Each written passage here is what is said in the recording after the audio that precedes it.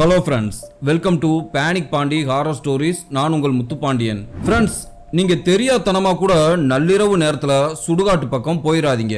அப்படியே போக வேண்டிய சூழ்நிலை ஏற்பட்டாலும் தெரியாதனமா கூட இந்த மாதிரி ஒரு பொருளை எடுத்துட்டு வந்துடாதீங்க.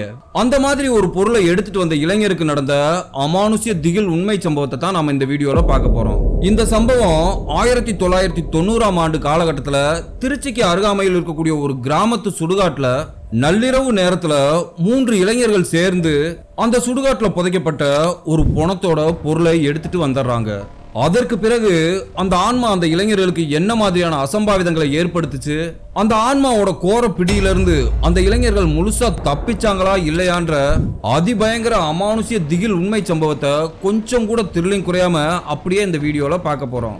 சோ இதயம் பலவீனமானவர்கள், கர்ப்பிணி பெண்கள் யாராவது இந்த வீடியோவை பார்த்துக்கிட்டீங்கன்னா தயவு செய்து ஸ்கிப் பண்ணிட்டு போயிருங்க. ஏன்னா அந்த வீடியோ அந்த அளவுக்கு பயங்கர டெரிஃபையிங்கா இருக்கும்.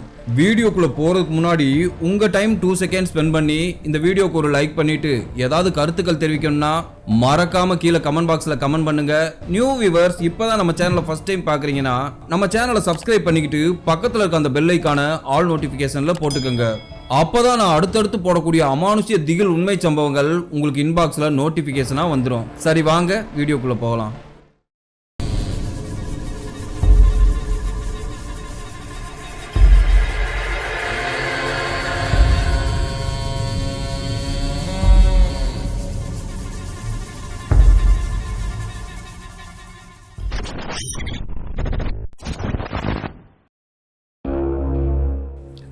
இந்த அமானுஷ்ய சம்பவம் நான் இன்ட்ரோல சொன்னது மாதிரி 1990ஆம் ஆண்டு காலகட்டத்தில் திருச்சியிலிருந்து ஒரு 10 கிலோமீட்டர் தள்ளி இருக்கக்கூடிய ஒரு அழகிய கிராமத்துல தான் நடந்திருக்கு.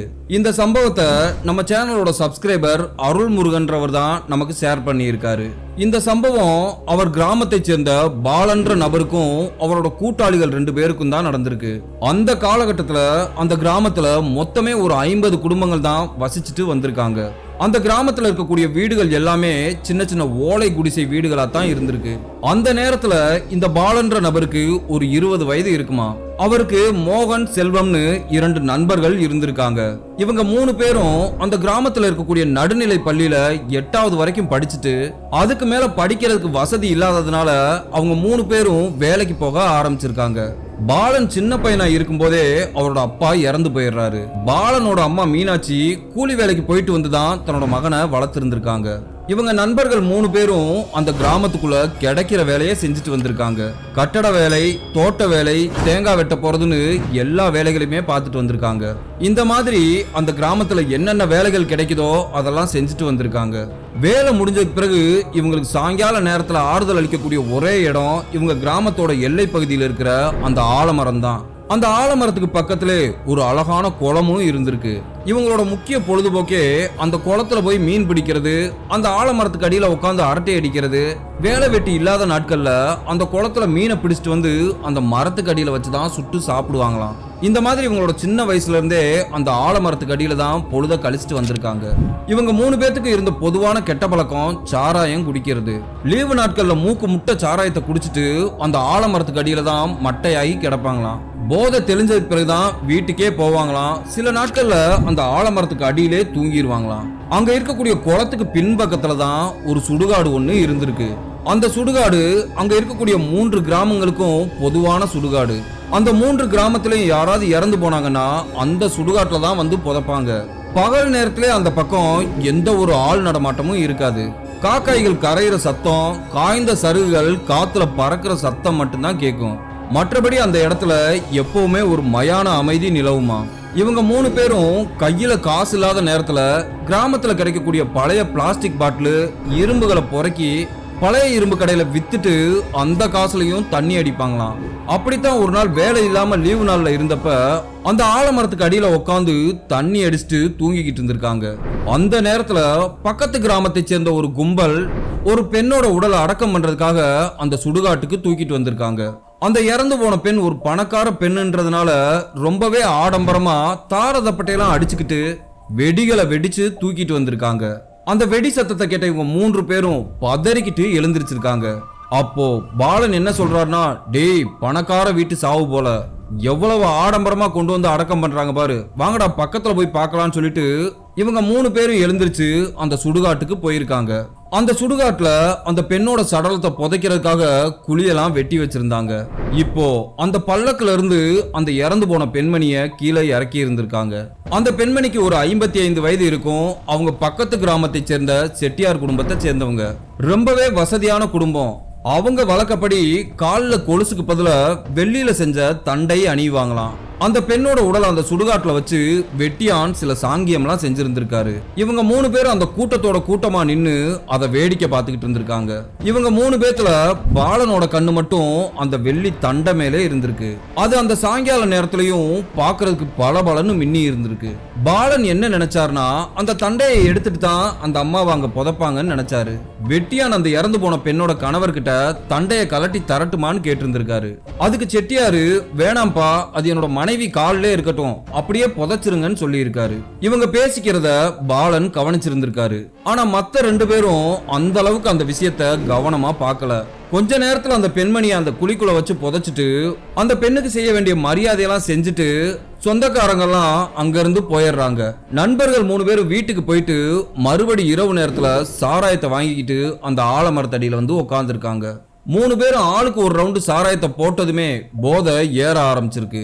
அப்போ பாலன் என்ன சொல்றாருன்னா, டே செல்வம், சாயங்காலம் செட்டியார் அம்மா இங்க வந்து புதைச்சாங்கல்ல, அவங்கள புதைக்கும் போது அந்த அம்மா கால்ல வெள்ளி தண்டை போட்டிருந்தாங்க, நீங்க எதுவும் கவனிச்சிங்களாடான்னு கேட்டிருக்காரு. அதுக்கு மோகனும் செல்வமும் இல்லையடா, நாங்க எதுவும் சரியா கவனிக்கலன்னு சொல்லியிருக்காங்க. அதுக்கு பாலன் அந்த 2 தண்டையும் சேர்ந்து சரியா ஒரு 1/4 கிலோ இருக்கும், அதோட மதிப்பு 2000 ரூபாய்க்கு மேல இருக்குண்டா, அதை மட்டும் நம்ம எடுத்து வித்துட்டோம்னா நாம 2 மாசத்துக்கு வேலைக்கே போக வேண்டியதில்ல, உக்காந்த இடத்துல குடிக்கலாம்னு சொல்லி இருந்திருக்காரு. பாலன் இந்த மாதிரி சொன்னதும் செல்வம் பதறிக்கிட்டு, என்னது சமாதியை தோண்டி பணத்தோட கால்ல இருக்க தண்டையே எடுக்க போறீங்களா? ஐயோ, நான் வரலடா சாமி, ஆளை விடுங்க, யாராவது பார்த்தாங்கன்னா கட்டி வச்சு உரிச்சிருவாங்கடான்னு சொல்லி இருக்காரு. உடனே மோகன், டே அவன் கிடக்குறான்டா பயந்தாங்கோழி, நான் வரண்டா துணைக்கு, நம்ம 2 பேரும் எடுக்கலான்டான்னு சொல்லி இருக்காரு. அப்போ பாலன் என்ன சொல்றாருன்னா, நாளைக்கு அமாவாசை, ஊரே இருட்டா இருக்கும், எல்லாரும் தூங்குனதுக்கு பிறகு இரவு 11 மணி அளவுல நாம 3 பேரும் இங்க வரலாம், வந்து யாருக்கும் தெரியாம அந்த சமாதியை தோண்டி அந்த தண்டையை மட்டும் எடுத்துட்டு மறுபடியும் அந்த சமாதி எப்படி இருந்துச்சோ அதே மாதிரி மூடிடலான்னு சொல்லி இருக்காரு. அப்போ செல்வம் என்ன சொல்றாருன்னா, நான் சொல்ற கடமைக்கு சொல்லிட்டேன், அதுக்கு மேல உங்க இஷ்டம்பான்னு சொல்லி இருக்காரு. நான் உங்க கூட துணைக்கு வேணா வர்றேன், ஆனா மோகனும் நீயும் தான் அந்த தண்டையை எடுக்கணும்னு சொல்லி இருக்காரு. சரின்னு சொல்லிட்டு நண்பர்கள் எல்லாரும் அவங்கவுங்க வீட்டுக்கு போயிருக்காங்க. இவங்க பேசி வச்சது மாதிரியே மறுநாள் அமாவாசை இரவு 7 மணிக்கே கிராமமே அடங்கி இருந்துச்சு. இவங்க 3 பேரும் சாராய பாட்டில்லாம் வாங்கிக்கிட்டு அந்த ஆலமரத்தடியில போய் உட்கார்ந்து இருந்திருக்காங்க. தண்ணி அடிச்சுட்டு இரவு 10 மணி வரைக்கும் வெயிட் பண்ணி இருந்திருக்காங்க. மணி 10 தாண்டினதும் மண்வெட்டி கடப்பாறையெல்லாம் எடுத்துக்கிட்டு நேரா அந்த சுடுகாட்டை நோக்கி போயிருந்திருக்காங்க. செல்வம் டார்ச் லைட்டை அடிச்சுக்கிட்டே இவங்க பின்னாடியே போயிருந்திருக்காரு. அந்த சுடுகாட்டுக்குள்ள நுழைஞ்சதுமே டார்ச் லைட் அடிச்சு சுத்தியும் முத்தியும் பார்த்திருக்காங்க. கண்ணு கெட்டின தூரம் வரைக்கும் யாருமே இல்ல. பாலன் மோகன் கிட்ட, டேய் யாரும் இல்லடா, வா சீக்கிரமா வேலையை ஆரம்பிக்கலாம்னு சொல்லி இருக்காரு. அந்த சமாதி இன்னமும் ஈரங்காயாம அப்படியே பொது பொதுன்னு இருந்திருக்கு. மோகன் கடப்பாறை வச்சு குத்த குத்த பாலன் அந்த மண்வெட்டியால மண் அள்ளி வெளியே போட்டுக்கிட்டு இருந்தாரு. செல்வம் இவங்க 2 பேத்துக்கு வெளிச்சத்துக்காக டார்ச் லைட் அடிச்சுக்கிட்டே நின்று இருந்திருக்காரு. ஒரு அரை மணி நேரம் தோண்டி இருப்பாங்க. இப்பதான் அந்த சமாதிக்குள்ள வெள்ளை கலர் துணி தட்டுப்பட்டு இருக்கு. பாலன் மோகன் கிட்ட, போதும் மோகன், கடப்பாறைய கீழே வச்சிரு, இதுக்கு மேல கையிலே பறிச்சுக்கலாம்னு சொல்லிட்டு அந்த குழிக்குள்ள இறங்கி கையிலே மண் அள்ளி வெளியே போட்டு இருந்திருக்காங்க. அந்த பிணத்து மேல இருந்த மண்ணை கையாலே பறிச்சு எடுத்திருந்திருக்காங்க. இப்போ உள்ள பிணத்து மேல வெள்ளை கலர் மல்லு துணி சுத்தி இருந்துச்சு. இவங்க மண்ணெல்லாம் எடுத்து முடிச்சதுக்கு அப்புறம் பாலன் அந்த துணியை விலக்கி பார்த்து இருந்திருக்காரு. அந்த பிணம் அழுக ஆரம்பிச்சிருக்கும் போல, வாடை பயங்கரமா அடிச்சிருக்கு. செல்வம் அந்த பிணத்தோட முகத்துல டார்ச் லைட் அடிச்சிருக்காரு. அந்த பெண்மணியோட முகம் மிக கொடூரமா கண்கள் பிதுங்கின நிலையில இருந்திருக்கு.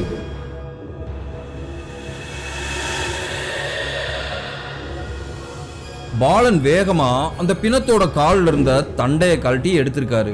2 தண்டைகளையும் கழட்டிட்டு மேல வந்ததுக்கு பிறகு அந்த குழிக்குள்ள மண்ணை தள்ளி இருந்திருக்காங்க. மேல டார்ச் லைட் அடிச்சுக்கிட்டு இருந்த செல்வம், டேய் அந்த மரத்துக்கு பின்னாடி நின்னு யாரோ பாக்குற மாதிரி தெரியுதுறான்னு சொல்லியிருக்காரு. பாலன் செல்வத்துக்கிட்ட இருந்து அந்த டார்ச் லைட்டை வாங்கிக்கிட்டு வேகமா அவர் சொன்ன திசையில போய் பார்த்து இருந்திருக்காரு. அங்க செல்வம் சொன்னது மாதிரி யாருமே இல்ல. உடனே பாலன் செல்வத்துக்கிட்ட வந்து, டேய் எதையாவது நிழல பார்த்திருப்படா, அங்க யாருமே இல்லடான்னு சொல்லிட்டு அந்த சமாதியை மூடுறதுல ஆர்வமா இருந்திருக்காரு. அந்த சமாதி எப்படி இருந்துச்சோ அதே மாதிரி மண்ணை குமிச்சிருக்காங்க. அந்த சமாதியை மூடிட்டு அந்த சுடுகாட்டுல இருந்து படபடன்னு வெளியே வந்திருக்காங்க. மறுபடியும் அந்த ஆலமரத்தடியிலே போய் உட்கார்ந்து இருந்திருக்காங்க. அங்க வந்து உட்கார்ந்ததுக்கு பிறகு அந்த தண்டையை எடுத்து பார்த்திருக்காங்க.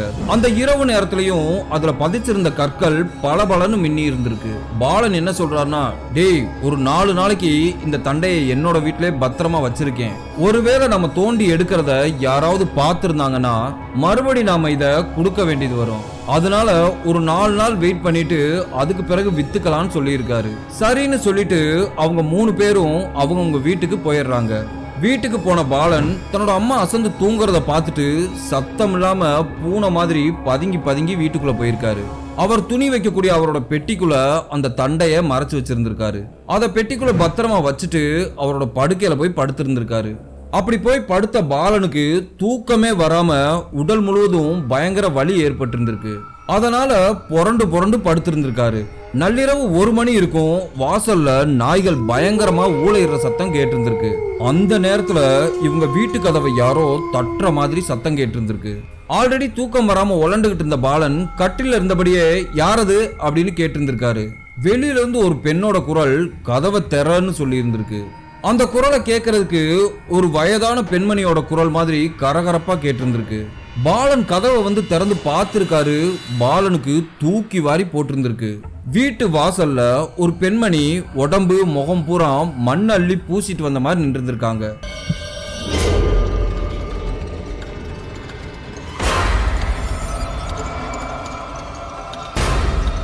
பாலன் அந்த பெண்ணோட முகத்தை உத்து பார்த்திருக்காரு. அது அந்த சுடுகாட்டுல புதைச்ச அதே செட்டியாரம்மா தான். அதை பார்த்து பயந்து போன பாலன் வேகமா கதவை பூட்டிட்டு அவரோட படுக்கையில வந்து படுத்திருந்திருக்காரு. அப்போ வெளியே அந்த கதவை யாரோ நர நர நரன்னு சொரன்ற மாதிரி சத்தம் கேட்டுக்கிட்டே இருந்திருக்கு. பாலனுக்கு பயத்துல முகமெல்லாம் குப்புன்னு வேர்த்து இதய துடிப்பு இருக்க இருக்க அதிகமாகிட்டே இருந்திருக்கு. கொஞ்ச நேரத்துல அந்த சத்தமும் நின்றுக்கு. அந்த அறை முழுவதும் பயங்கர குளிர்ச்சியா மாறி இருந்திருக்கு. பாலனுக்கு பயங்கர சாக்கு. எப்படி இவ்வளவு நேரம் வெக்கையா இருந்த தன்னோட அறை குளிர்ச்சியா மாறுச்சுன்னு போர்வையை இழுத்து பொத்திக்கிட்டு கண்ணை இருக்க மூடி தூங்க ஆரம்பிச்சிருக்காரு. மறுநாள் காலையில பொழுது விடிஞ்சதும் பாலன் தான் முதல்ல எழுந்திருச்சிருக்காரு. அப்பவும் பாலனோட அம்மா தூங்கிக்கிட்டு தான் இருந்திருக்காங்க. வீட்டு கதவை திறந்தவருக்கு பேரதிர்ச்சி காத்திருந்துச்சு. வெளியில மண்ணு காலோட யாரோ நடந்து வந்தது மாதிரி காலடி தடங்கள் பதிஞ்சிருந்துச்சு. அந்த காலடி தடம் வெளியில இருந்து நேரா பாலனோட ட்ரங்க் பெட்டி வரைக்கும் வந்திருக்கு. அதை பார்த்த பாலனுக்கு பயங்கர ஆச்சரியம். இது நம்மளோட காலடி தடமா இருக்குமான்னு சந்தேகப்பட்டிருக்காரு. ஆனா வீட்டுக்குள்ள வரும்போது காலை கழுவிட்டு தானே வீட்டுக்குள்ள வந்தோன்றதையும் யோசிக்கிறாரு. அப்பவே பாலனுக்கு மனசுக்குள்ள நறுக்குன்னு ஒரு விஷயம் பட்டிருந்திருக்கு. வேகமா விளக்கமாத்தை எடுத்து அந்த காலடி தடம் இருந்த மண்ணை வெளியே கூட்டி தள்ளி இருந்திருக்காரு. அதுக்கு பிறகு பாலனோட அம்மா மீனாட்சி எழுந்திருச்சு வாச தெளிச்சு கோலம் போட்டுட்டு சமையல் வேலையை பார்க்க ஆரம்பிச்சிடுறாங்க. பாலன் காலை உணவெல்லாம் சாப்பிட்டுட்டு வேலைக்கு போயிடுறாரு. பாலன் வேலை முடிஞ்சு சாயங்காலம் வீட்டுக்கு வந்திருக்காரு. வீட்டுக்குள்ள அவரோட அம்மாவை காணோம். அம்மா அம்மான்னு கத்திக்கிட்டே வீட்டுக்கு பின்பக்கம் போய் பார்த்திருக்காரு. பின்னாடி போய் பார்த்த பாலனுக்கு தூக்கி வாரி போட்டிருந்திருக்கு. அப்படி அவர் அங்க என்ன பார்த்தாருன்னா, பாலனோட அம்மா அவர் பெட்டிக்குள்ள வச்சிருந்த அந்த தண்டையை எடுத்து அவங்களோட காலில் மாட்டிட்டு உட்கார்ந்துருக்காங்க. அவங்க ஒரு மாதிரியான அமைதியோட ஆழ்ந்த யோசனையில உட்கார்ந்து இருந்திருக்காங்க. அதை பார்த்த பாலன் பயங்கர கோபத்தோட போய், ஏமா யாரை கேட்டுமா இதை எடுத்து காலில் போட்ட? இது நம்மளோடது இல்லம்மா, இது என்னோட நண்பனோடது. இதை அடகு வைக்க சொல்லி என்கிட்ட கொடுத்துருக்கான்னு சொன்னதுமே பாலனோட அம்மா பாலனை நிமிந்து பார்த்துட்டு இருந்திருக்காங்க. அவங்களோட பார்வையில ஒரு வித கோபமும் திமிரும் தெரிஞ்சிருக்கு. டக்குன்னு எழுந்திருச்சு அவங்க பாலனோட கண்ணத்துல ஓங்கி ஒரு அறை அரைஞ்சிட்டு, இது என்னோட பொருள், இதை எப்படா நீ என்கிட்ட இருந்து கேட்பன்னு கேட்டிருந்திருக்காங்க. அந்த குரல் பாலனோட அம்மா மீனாட்சியோட குரலே இல்ல, யாரோ ஒரு வயசான பெண்மணியோட குரல் மாதிரி இருந்திருக்கு. இதனால கோபமான பாலன் வீட்டை விட்டு வெளியே போயிருக்காரு. அவரோட நண்பர்களோட வீட்டுல போய் பார்த்திருந்திருக்காரு. அவங்க 2 பேருமே வீட்டுல இல்ல. நேரா ஊர் எல்லையில இருக்க அந்த ஆலமரத்துக்கு போயிருக்காரு. அந்த ஆலமரத்துக்கு அடியில மோகனும் செல்வமும் 2 சாராய பாட்டில வாங்கிட்டு பாலனுக்காக காத்திருந்தாங்க. பாலன் பதட்டத்தோட வர்றதை பார்த்துட்டு, டேய் என்னடாச்சு இவ்வளவு பதட்டமா வர்றன்னு கேட்டிருந்திருக்காங்க. அவங்க கிட்ட பாலன் தன்னோட அம்மா அந்த தண்டையை எடுத்து போட்டுக்கிட்டு தரமாட்டேங்குதுறான்னு சொல்லியிருக்காரு. அம்மாவோட நடவடிக்கையும் ஒரு மாதிரி வித்தியாசமா தெரியுதுறான்னு சொல்லி இருந்திருக்காரு. அப்போ செல்வம் என்ன சொல்றாருன்னா, நான் தான் அப்பவே சொன்னேன்ல பிணத்தோட பொருளை எதையும் எடுக்காதீங்கடான்னு. என் பேச்சை எங்கடா கேக்குறீங்க? இப்ப குத்துதே கொடையுதேனா என்ன பண்றதுன்னு கேட்டிருக்காரு. சரி வா ஆளுக்கு ஒரு ரவுண்டு போடலாம்னு சொல்லிட்டு சாராயத்தை 3 கிளாஸ்ல ஊத்தி இருந்திருக்காங்க. பாலன் 2வது கிளாஸ் சாராயம் குடிக்கும் போது போதை தலைக்கு ஏறி இருந்திருக்கு. பாலன் இப்போ நண்பர்கள்கிட்ட இருங்கடா இப்ப வீட்டுல போய் நானு அந்த தண்டையை எப்படி கலட்டுறேன் மட்டும் பாருங்கன்னு சொல்லிட்டு வேகமா எழுந்திருச்சு வீட்டுக்கு நடந்து போயிருக்காரு. வீட்டுக்குள்ள போய் பார்த்திருக்காரு, அவங்க அம்மாவை எங்கேயுமே காணோம். வீட்டுக்கு பின்பக்கம் கோழிகள் அலற சத்தம் பயங்கரமா கேட்டிருந்திருக்கு. இவங்க வளர்க்கக்கூடிய நாட்டு கோழிகள் வீட்டுக்கு பின்பக்கம் இருக்க மரங்கள்ல தான் அடையுமா. பின்னாடி போய் பார்த்த பாலனுக்கு அள்ளு விட்டுருக்கு. அப்படி அவர் அங்க என்ன பார்த்தாருன்னா, பாலனோட அம்மா மீனாட்சி தரையில உக்காந்து ஒரு நாட்டு கோழிய உயிரோட கழுத்தை கடிச்சு ரத்தம் சொட்ட சொட்ட தின்னுகிட்டு இருந்திருக்காங்க. கூடவே அவங்க கிட்ட இருந்து ஒரு உருமல் சத்தமும் கேட்டுக்கிட்டு இருந்திருக்கு.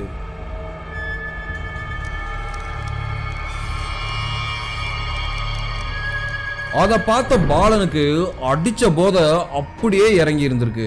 பயந்து போய் வீட்டுக்குள்ள வந்து ஜன்னல் வழியா பார்த்திருக்காரு. மீனாட்சி அந்த முழு கோழியையும் பச்சையா அப்படியே மென்னு தின்றிருந்திருக்காங்க. அப்படி அந்த கோழியை சாப்பிட்டு முடிச்சிட்டு பெருசா ஏப்பம் விட்டு இருந்திருக்காங்க. வீட்டுக்குள்ள வந்தவங்க படுக்கையில அப்படியே படுத்திருந்திருக்காங்க. பாலனுக்கு இப்ப என்ன பண்றதுனே தெரியல. இந்த விஷயத்த வெளியவும் சொல்ல முடியாது. சமாதியில இருந்து திருடுனேன்ற இந்த விஷயம் தெரிஞ்சிச்சுன்னா நம்மள ஜெயில போட்டுருவாங்க. அப்படி இல்லைன்னா மொத்த ஊரும் சேர்ந்து கட்டி வச்சு உரிச்சிருவாங்க. என்ன பண்றதுன்னு தெரியாம குழப்பத்தோட யோசிச்சுக்கிட்டு இருந்திருக்காரு. படுக்கையில படுத்த பாலனோட அம்மா அரைக்கு மாதிரி கொரட்டை விட்டு தூங்கி இருக்காங்க. அவங்களுக்கு எப்பவுமே கொரட்டை விடுற பழக்கமே கிடையாதான். ஆனா அன்னைக்குன்னு பார்த்து அவங்க விடுற அந்த கொரட்டை சத்தம் 2 வீட்டுக்கு அங்கிட்டு கேட்கும் போல அவ்வளவு சத்தமா இருந்திருக்கு. மறுநாள் காலையில பொழுது விடிஞ்சதும் பாலன் அவரோட அம்மா கிட்ட எதுவுமே பேசாம தன்னோட மனசை மாத்திக்கிறதுக்காக வேலைக்கு போயிருந்திருக்காரு. ஆனா அவர் வேலைக்கு போனாலும் இரவு அவர் பார்த்த காட்சி மனசுக்குள்ள வந்துகிட்டே இருந்திருக்கு. தன்னோட அம்மாவை இந்த ஆன்மாவோட பிடியில இருந்து எப்படி மீட்கிறதுன்னு யோசிச்சுக்கிட்டே இருந்திருக்காரு. பாலனுக்கு ஒரு விஷயம் கன்ஃபார்மா தெரியுது, தான் அந்த தண்டையை எடுத்துட்டு வந்தனாலதான் அந்த ஆன்மா அவரோட அம்மாவை பொசஸ் பண்ணிருச்சோன்னு யோசிக்கிறாரு. தன்னோட அம்மாவை இந்த ஆன்மாவோட பிடியிலிருந்து எப்படி மீட்கிறதுன்னு யோசிச்சுக்கிட்டே இருந்திருக்காரு. அன்று சாயங்காலம் வேலை முடிஞ்சதும் நண்பர்கள் 3 பேரும் அந்த ஆலமரத்தடியில போய் மீட் பண்ணி இருந்திருக்காங்க. அப்போ பாலன் தன்னோட நண்பர்கள் கிட்ட நைட் அவர் அம்மா நடந்துகிட்ட விஷயத்தை பத்தி சொல்லி இருந்திருக்காரு. மாப்பிள்ள எப்படியாவது அம்மாவை அந்த ஆன்மாவோட பிடியில இருந்து காப்பாத்தணும்டான்னு சொல்லி அழுது இருந்திருக்காரு. அதை கேட்ட நண்பர்கள் 2 பேரும் அதிர்ச்சியில உறைஞ்சு போயிருந்திருக்காங்க.